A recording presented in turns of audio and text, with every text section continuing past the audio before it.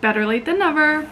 It's time for my 2023 closet wrapped. My name is Megan and I tracked every outfit that I wore for the entire year of 2023 in a spreadsheet. The reason I went through this whole exercise was just to learn more about my closet. I feel like I've been doing this whole sustainable fashion thing, buy less clothing, buy more mindfully, like shtick for a long time personally, but also like this is my job now to do social media and talk about sustainability and sustainable fashion. I had kind of hit a point where I wasn't learning anything new or adding anything new to the conversation. So I wanted to learn more about what sustainable fashion looks like in my closet. The vast majority of conversations about sustainable fashion focus on what you buy from brands and whether those items are sustainable or not. And that's very important to talk about materials and labor and quantity of items that are being produced by a brand. But sustainable fashion also really starts in your closet. The most sustainable clothing is what is already in your wardrobe. And I don't think that we spend enough time thinking about that and figuring out our personal style with the clothes that we already own versus going out and trying to buy whatever the fashion industry is telling you is trendy. And here's what I learned.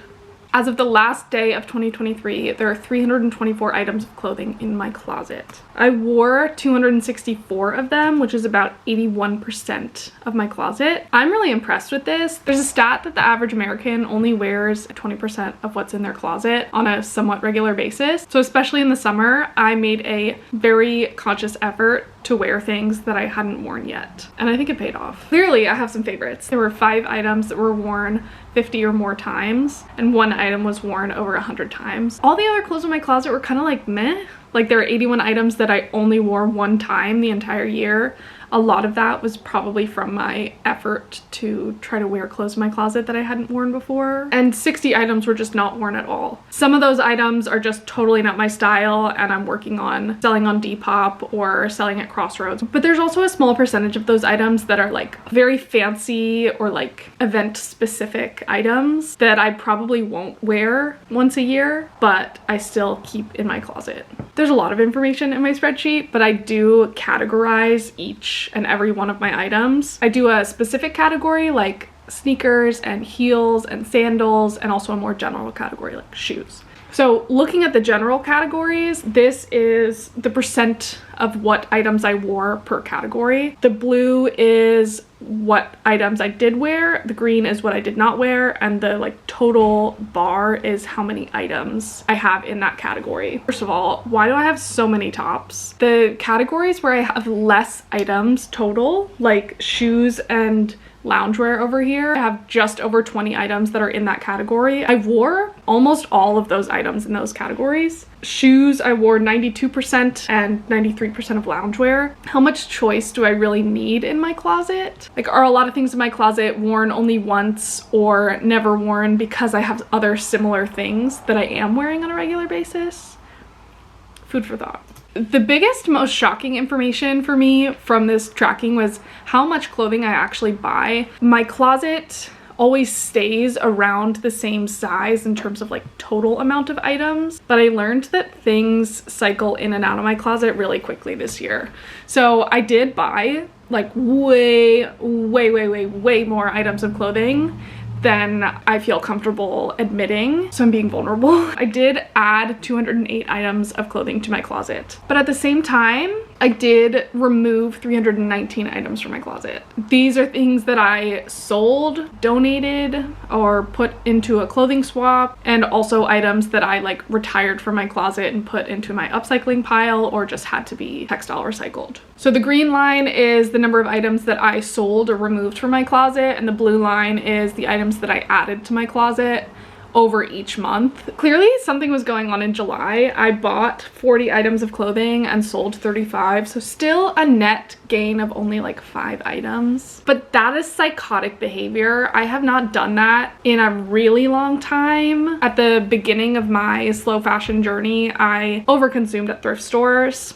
That happens to a lot of people. Like, you're so used to buying just a ton of clothes from fast fashion brands that you kind of replace that shopping habit with thrifting, and I did have a big thrift binge in July. But as you can see, as the year goes on, I bought way less clothing and was parting with less clothing until December, when I was looking at all this data and I was like, these items clearly do not serve me. This is a testament to how helpful tracking what you actually wear can be when it comes to shopping less and like cycling things less in and out of your closet. But yeah, this was probably the most embarrassing thing that I learned from this whole process. In terms of what's in my closet, 53% of the items are secondhand, 42% were purchased new, and 5% were me made. So made by me, upcycled by me. As an influencer, I do get product gifted to me. I've been in the fashion influencing space since 2012 and I started my fashion blog. And I started my blog because I heard that bloggers could get free clothes. So this was a big part of my journey as an influencer, and I did accept a ton of gifted items up until a few years ago. So if we separated it out, 24% of what's in my entire closet was purchased new by me, and 18% was new and gifted by a brand. Now, looking at the things that I added to my closet in 2023,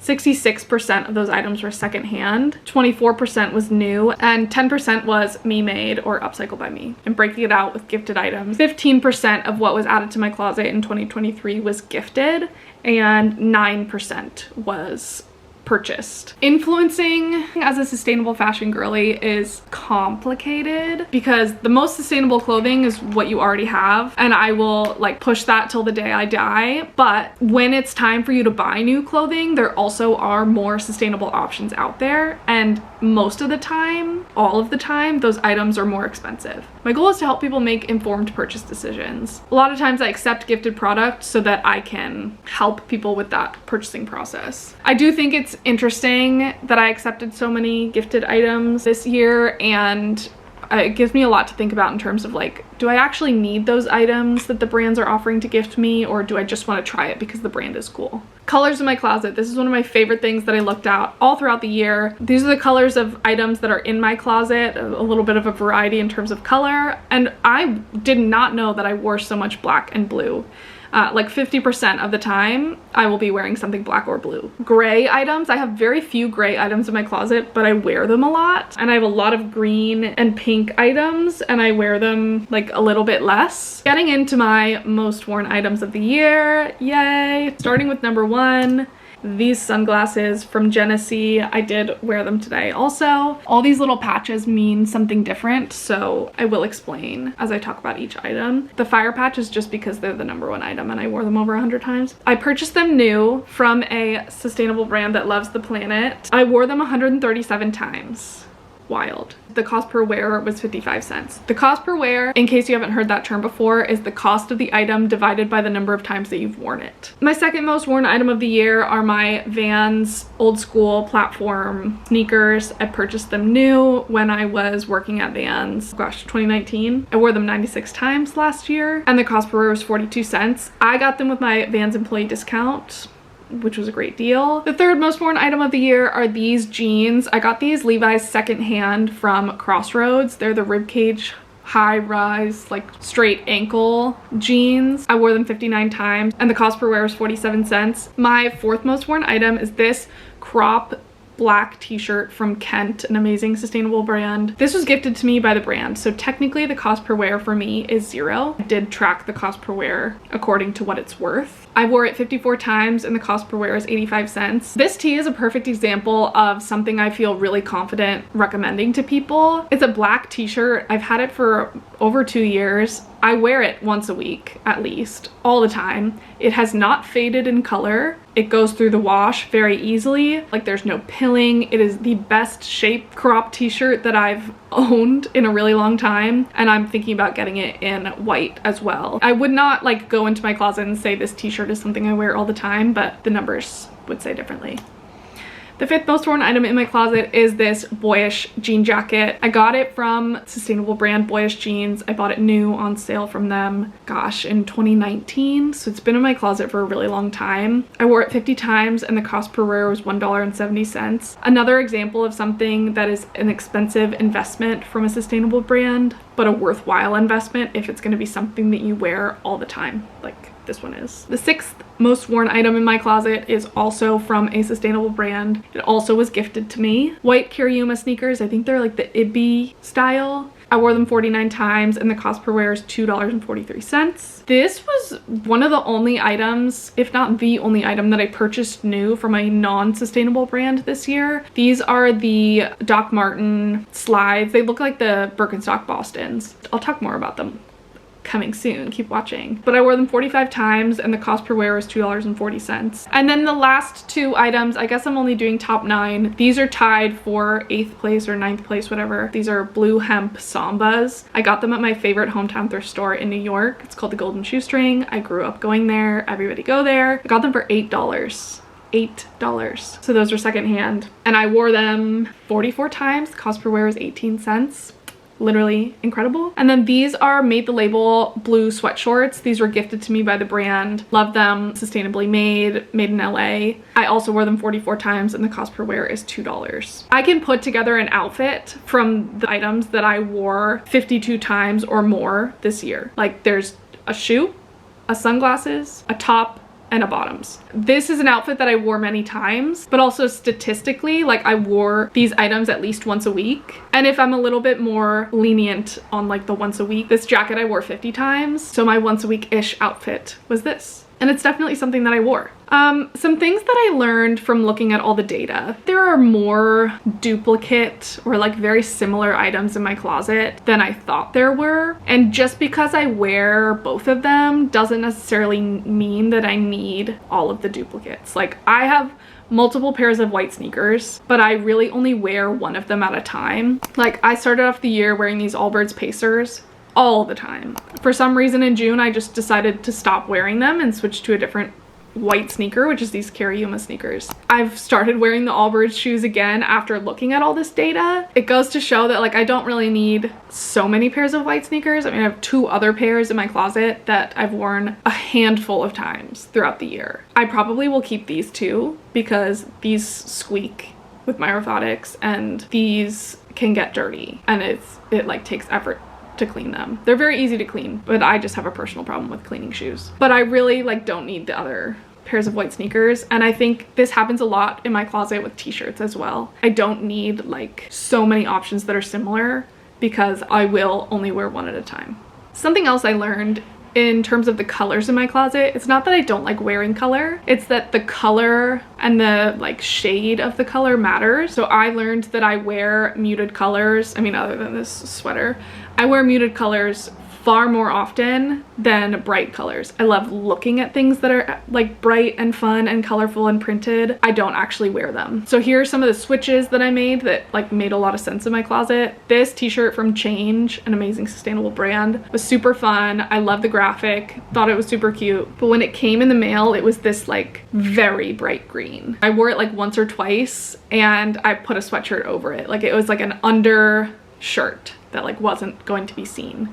And I liked the shirt. So I dyed it a darker color and I've worn it a number of times just as a standalone item. If it was more of a sage green too, I would have liked it. And then also I had this skirt from Girlfriend Collective. I love my skirts from Girlfriend Collective. I have one that probably was in like the top 15 items that I wore last year. But this one was so bright red and I had a lot of trouble styling it. I wear a lot of like white and blue and black, like a jean jacket and a white tee. And I have trouble wearing like a red, white, and blue kind of outfit. So I sold it. I've worn it maybe once in like the 2 years that I'd owned it. And I got this skirt, which is a like dusty pink, dusty rose color from another sustainable brand, Pact. And I wore it a number of times over the summer and still love it in my closet. And it's because it's a more muted color. It's still a color, it's pink, but it's not such a bold statement color. Continuing with color, I think it's not that I don't like wearing color, it's just that I have trouble styling it. I much prefer to add color into my outfits with accessories, and I think that I can have more fun with that. A lot of the accessories that I have in my closet, like these blue and kind of green, dark green hats are colors that I also have in like clothing. Like I have a dark green jacket and blue, I have like denim everything. But there are some items like this bag and these sunglasses that are like bright green that work with everything in my closet. And I wear them like way more often than I would have thought when I was buying them. I added this yellow hat into my closet, and that was like a fun, unexpected pop of color because I'll just wear it with anything. If it's a hat, who cares if it like doesn't match? So I want to have more fun with accessories and not add accessories to my closet unless they are funky and different in terms of color. And I want to branch out from the colors that I tend to wear in my closet. So like no more blue or green accessories. I'm thinking more like warm tones, or if it's blue, like a pattern. Moving into my best purchases of the year, we know them, we love them, my blue hemp sambas. I had blue sambas or gazelles on my wish list, saved on my Pinterest board of like style and thrift wish list for months, obviously inspired by Harry. There was a light blue pair of sambas or gazelles that people loved on the internet and like the style girlies, and I just wanted them in my closet so badly. When I found these, I was this close to buying brand new sambas or gazelles. I'd been looking on secondhand. I had all the reminders set on Depop. I really was committed to trying to find them sustainably, but at the same time I knew they were something I was going to wear a lot and was willing to purchase them new from a brand that I like didn't necessarily love their sustainability practices or lack thereof. But I found these. I held out for them. They were not ones that I would have looked for. They're like a darker blue than I thought I wanted, but they fit so perfectly in my closet, and I obviously wore them a ton. Another pair of shoes that we know and love, the Doc Marten Mule shoes. The Boston Birkenstock trend was a big thing at the beginning of the year, and I came very close to buying some. I wanted a slide shoe, something casual to like throw on and go, but there's some things that I know I don't love about Birkenstocks. Like I've had a few pairs before I did go to summer camp in Vermont. I would wear out the soles of my Birkenstocks so quickly to the point where like they just would disintegrate. I know you can get the soles changed out and repaired, but I wanted something that was sturdier, some protection between the ground and my foot, I guess. And I came across these, and this is like a few months after the trend had kind of peaked, and they weren't available in the US, or they only came in like big men's sizes and they were totally sold out. But I loved these. They had a like thicker, sturdier sole, and I like that you could put them in sport mode as well. I'm sure you could put the Bostons in sport mode, but I just liked these. I really liked these. And I put reminders out on like the Doc Martens website and Zappos to see when they got stocked in the US, and I bought them as soon as they were. I bought them over the summer and they ended up in my top worn items of the year. I'm proud of myself for not just buying into the trend and sticking to my checklist of what I needed in a shoe, because these were great, and I know that if I had gotten the Bostons, they would have become like inside shoes or like going to get my mail in my apartment kind of shoes, not like ones that I wear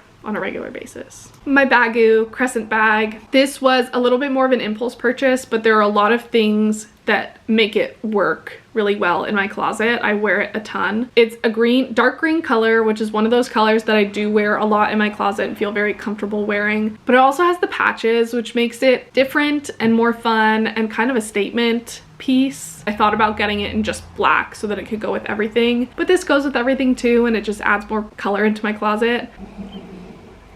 This sweater, I'm very particular about sweaters. I'm allergic to wool, so it has to be 100% cotton. I don't want it to be acrylic. I don't want it to be itchy. I just want something that could withstand a little bit of like being thrown in the washing machine every once in a while. This sweater, in terms of color though, was definitely outside of my comfort zone, but it works for a lot of reasons. It's a standalone item. I can just wear this as my colorful item. It works with black jeans, it works with blue jeans, it works with different washes of jeans. It's very easy for me to style. I can wear it with my dark green purses. Like, it just makes sense in my closet, even though looking at it you would think that it doesn't. And I made sure to try it on before buying it because I'm very particular about how my sweaters fit. This was just a great addition to my closet. And these jeans, I'm actually wearing them. These are the Levi's baggy dad jeans. I had a pair of Levi's ribcage straight jeans that were black in this similar wash, and I really liked them in 2022 and the beginning of 2023, but they're very cropped and they were really tight. Like, they were stretchy, but they were very small on my body and they felt very restricting. These are the first pair of pants that I bought secondhand that were like meant to be somewhat looser and not be super high rise, like up past my belly button. And I cannot tell you how amazing it is to embrace wearing clothes that aren't like super tight. It's a new thing for me, especially with pants. I don't know, I've been a like super high rise, very tight straight leg jean girly for a long time, and these are amazing. I bought them like mid-December and I wore them, I feel like, every day in January. Like, I'm constantly wearing these jeans, and I was very happy to let go of those very tight jeans and replace them with these. Getting into my biggest fails of the year, I did buy fast fashion. I did buy it based off one video that I saw on TikTok. This girl was talking about these amazing high-necked, somewhat cropped, ribbed tank tops that had a built-in shelf bra. They were not see-through, they were just so comfortable, they were amazing, and she got them at Uniqlo. So of course I bought two. I wanted a black one and a white one. I literally immediately left the TikTok app, this is pre-TikTok shop, and bought two of them. And when they arrived a few days later, like, I clearly didn't look at the product description. They had like molded cups built into the shelf bra, which the whole point to me of wearing one of those tank tops is that you can show a little nip, but I wanted like some kind of support. Yeah, that just wasn't what I was going to get from these tank tops. And also the white was a cream color. It wasn't a true white, and I'm a true white tank top kind of girly.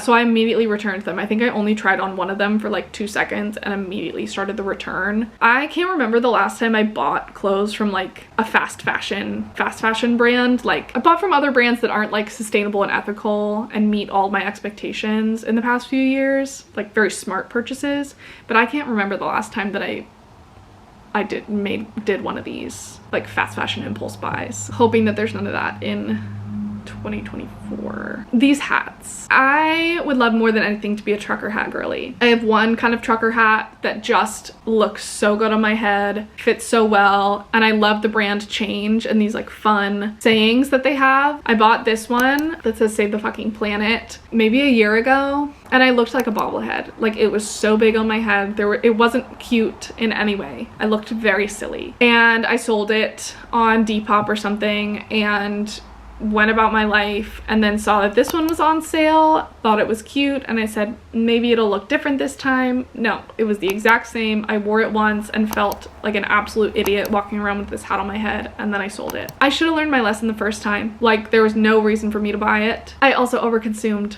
I mean, we've talked about the amount of items that I added to my closet. This was especially bad. I went to a clothing swap in February, which was really fun. We hosted one in LA with some of my sustainable fashion girlies. I took way too many items. Like, I don't know that there's a single item that I got in that swap that's still in my closet. I just got so excited by the idea of like being able to add things to my closet that I went like really crazy. Moving into my 2024 wish list, these are the baggy dad jeans, but in a blue wash. I wear the black ones all the time. I would love to have the exact same style, but in a different wash, so that I can also wear it all the time and not just wear black jeans all day every day. I'm looking for them secondhand. I don't want to buy them new. But if it comes to it, if in like a few months, let's say 2 months, I still haven't found them secondhand, I will probably purchase them new, because I know that I'm going to get so much wear out of them. A colorful sweater. A colorful 100% cotton sweater. Originally I was thinking I wanted a gray sweater, like a v-neck sweater, and maybe that's still kind of in the back of my wish list, but I wear this so often and I want to have something in a different color. I think yellow would be fun, or green. These are from the Naughty Ones, Knotty, and I love that there's a little bit of texture. I feel like if it's just a solid color, I would like to have some kind of texture. And fun, colorful shoes. I wear my black sneakers and my white sneakers a lot, and then my fun like dark blue, dark denim wash Sambas. I think shoes, just like my accessories, are a very easy way to add more color into my closet. They would fit with everything that I wear because I wear like the same small core group of colors anyway. I really like these Sambas, the like multicolor style. I also think like a little high top shoe could be fun. Like those are so cool. I think that was from their like national parks collection or something. So I'll be on the lookout for secondhand shoes, or unless something really cool like one of these comes back out. My 2024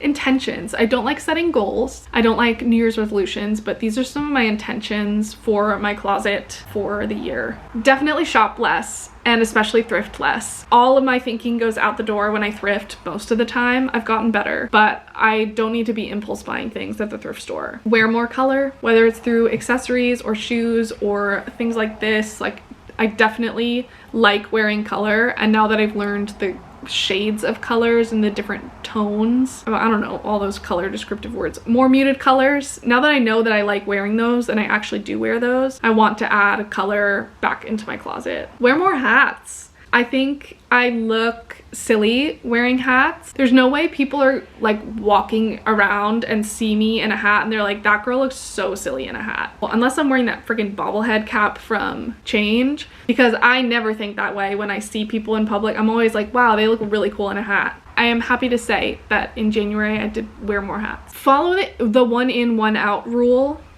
loosely. The 1 in, 1 out rule is every time you add something to your closet, something has to go out. I want my closet to either get smaller and more intentional or stay around the same size. Having this in the back of my mind will definitely keep me more intentional about adding things to my closet. I want to do 3 no buy months where I don't buy any clothes, new or secondhand. In January, I think I only added 1 item to my closet, and it was a secondhand sweater. I don't want to do 3 months consecutively. I just know that's not realistic, but I do want to do multiple no buy months. I can definitely do a no buy month for sure. 3 is a little bit of a stretch, but that's what intentions are all about. My last goal is to let go of clothes that I've grown out of. Also, like, outgrow the idea that everything I wear needs to be flattering. What does that even mean? Like today I'm wearing a baggy t-shirt and a baggy sweater and baggy dad jeans, and I love this outfit. But in the past I would have said, oh, I need to wear like my high-rise skinny crop straight jeans to balance out the big sweater. Who cares? My body changed a lot in 2023, and I think I was having trouble letting go of things that I wore a lot last year or really liked when they fit me a certain way, but I don't need to be holding on to pants that like haven't fit for 6 months. There's just no need. And that's a wrap on my closet wrapped. I am so glad that I pushed myself to do this and track for an entire year. I'm still tracking my outfits every day because I still feel like there's more that I can learn. I definitely recommend doing this. There are ways that you can document your outfits without literally having it in a spreadsheet. I have a whole video about that and a little ebook about closet audits and the different ways to do it. I'll have all those resources linked below. One of my intentions for 2024 is also to post 12 YouTube videos, so 1 a month-ish, but here we are in February already posting my first video. So let me know if there are things that you want to learn about. I can talk all about sustainable fashion clearly for a very long time, making informed purchase decisions, learning about your personal style, how to do a closet audit, all those things. Also sustainable living. Like, see what I post on TikTok and Instagram and let me know if there are longer form videos you want to see. But yeah, that's a wrap.